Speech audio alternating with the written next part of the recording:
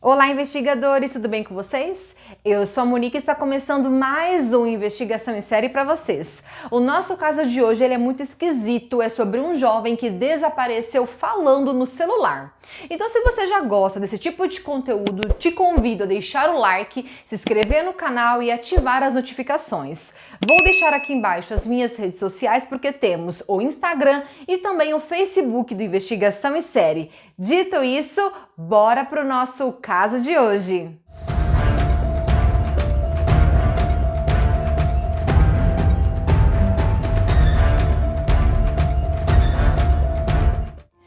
Brandon Victor Suozen, em 2008, tinha 19 anos de idade, estudava na Minnesota West Community and Technical College, localizado na cidade de Canby, onde cursava um programa de engenharia voltado para a geração de energia eólica. Como era o último dia de aula do programa, o Brandon e os amigos decidiram comemorar esse momento com uma festa na casa de um deles no distrito de Lindsay. Entre 10h30 e 11 da noite, o Brandon saiu da festa e foi para a casa de outro amigo para se despedir de um colega que ia se mudar para outro estado.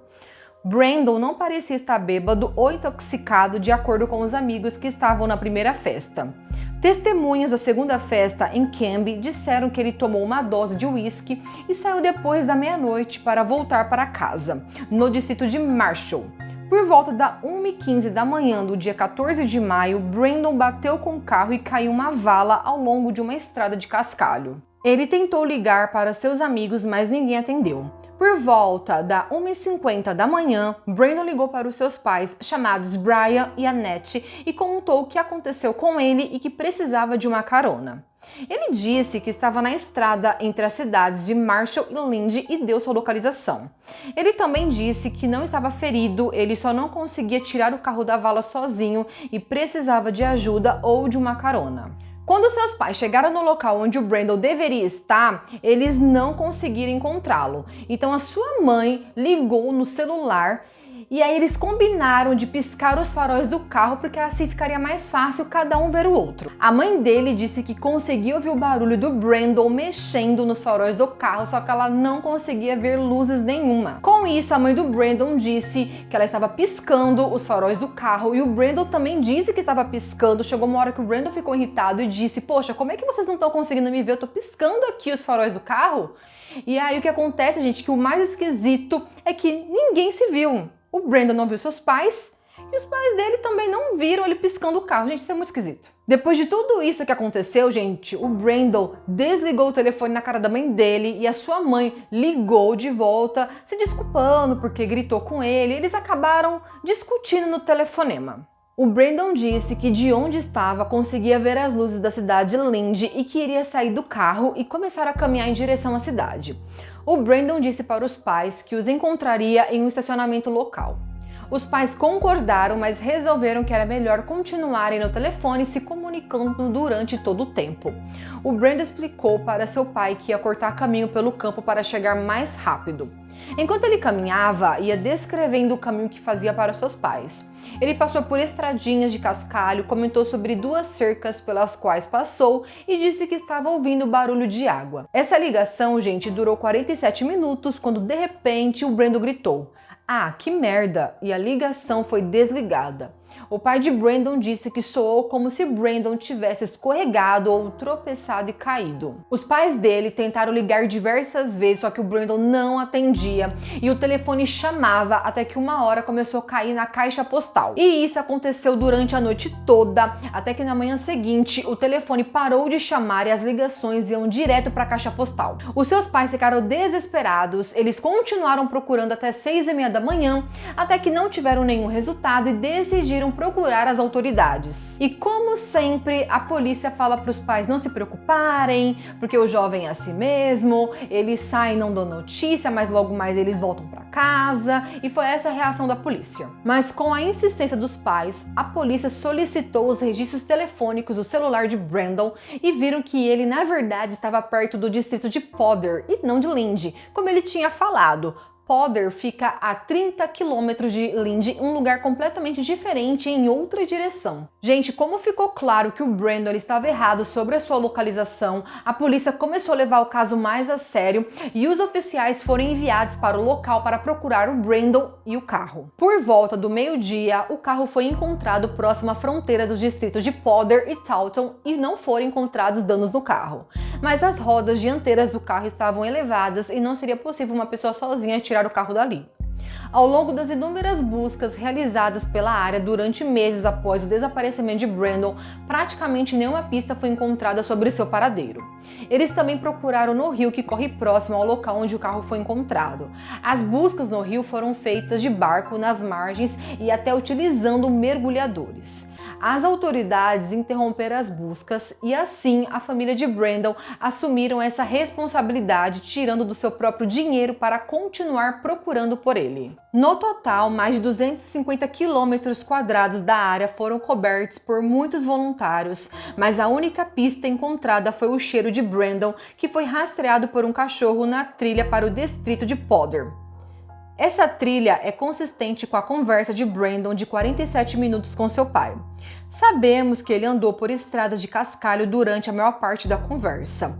Ele então saiu da estrada e começou a andar pelo campo. Mencionou 2 cercas para o pai no telefone e as 2 cercas estão no meio dessa trilha seguida pelo cachorro.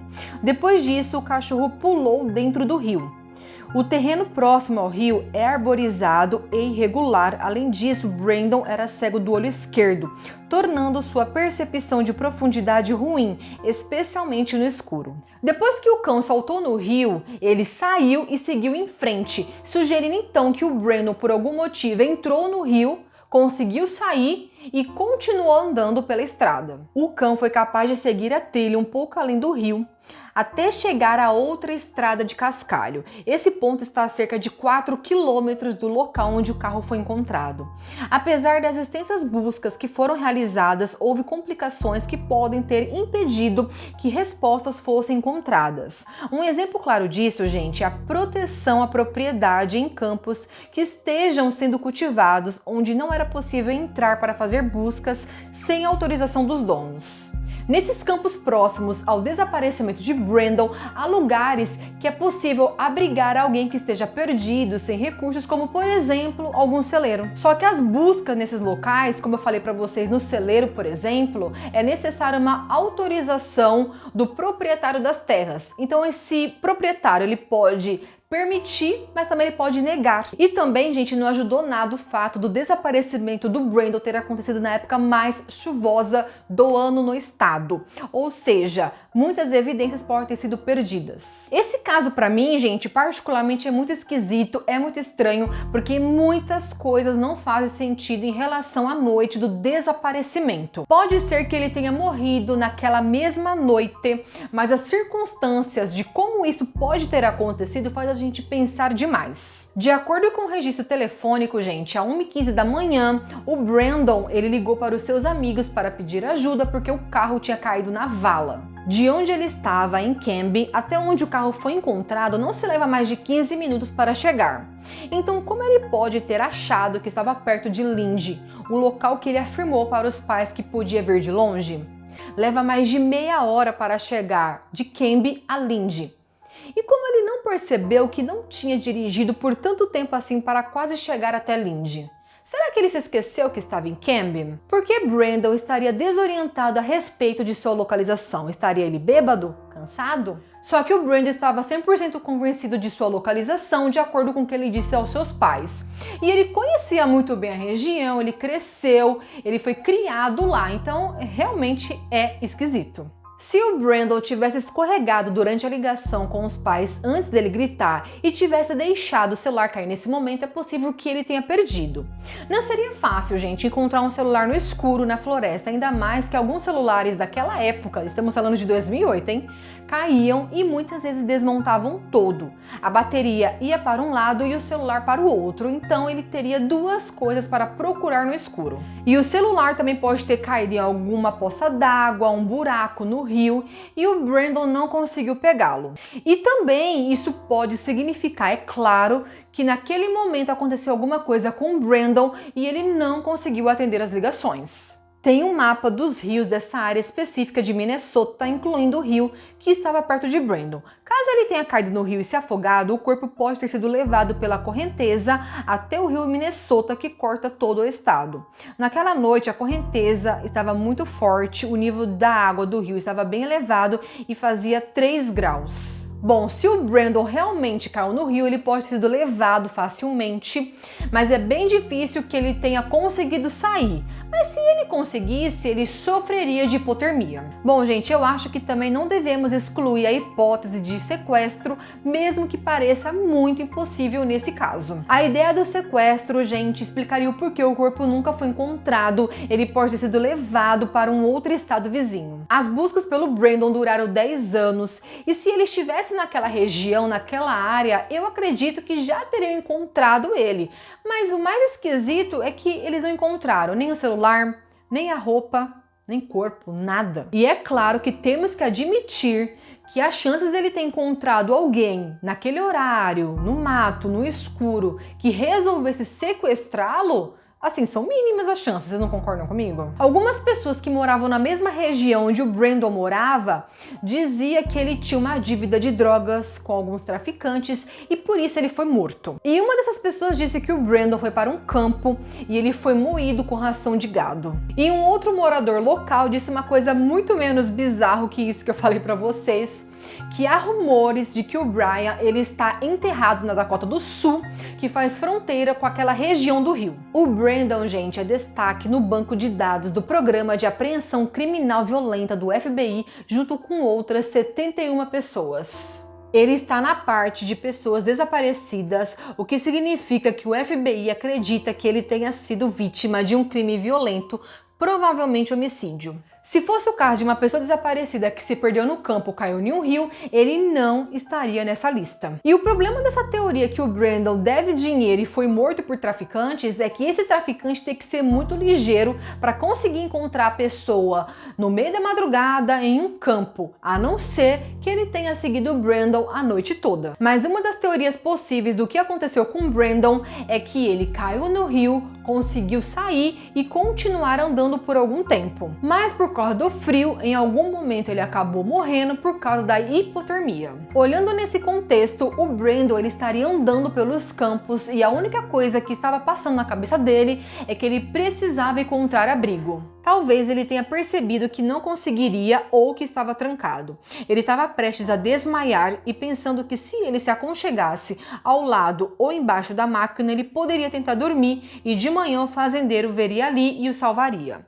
Infelizmente, o Brandon morre ou desmaia no meio da noite. O fazendeiro chega de manhã, não vê Brandon embaixo ou ao lado da máquina e começa a trabalhar, talvez matando, destruindo e espalhando os restos de Brandon. Alguns cães farejadores de cadáveres apontam para as áreas agrícolas particulares da região e para um trator particularmente. Pode ser que a polícia saiba ou tenha uma ideia de onde podem estar os restos mortais de Brandon, mas não tem provas suficientes para convencer um juiz a fornecer um mandato de busca nesse local. Esse caso, gente, é muito esquisito, você tem a sensação que tem alguma coisa faltando, algo que não faz sentido. Será que o Brandon pode ter enganado seus pais de propósito sobre a sua localização? E eu penso assim, gente, a polícia já teria encontrado o corpo de Brandon se fosse uma morte acidental como hipotermia ou então afogamento. Mas se fosse isso, gente, por que o Brandon ele diria que o seu carro estava na vala? Por que ele ligaria pedindo ajuda? Muitas coisas não fazem sentido. Eu quero saber de vocês. O que vocês acham que aconteceu com o Brandon? É isso aí, investigadores. Esse foi mais o caso de hoje. Eu espero que vocês tenham gostado. Deixa aqui nos comentários o que vocês acharam que aconteceu com o Brandon, se você já conhecia esse caso de hoje. Não se esqueça de deixar o like que vai me ajudar muito e se inscreva no canal. Vamos se ver então no próximo vídeo. Até mais, investigadores!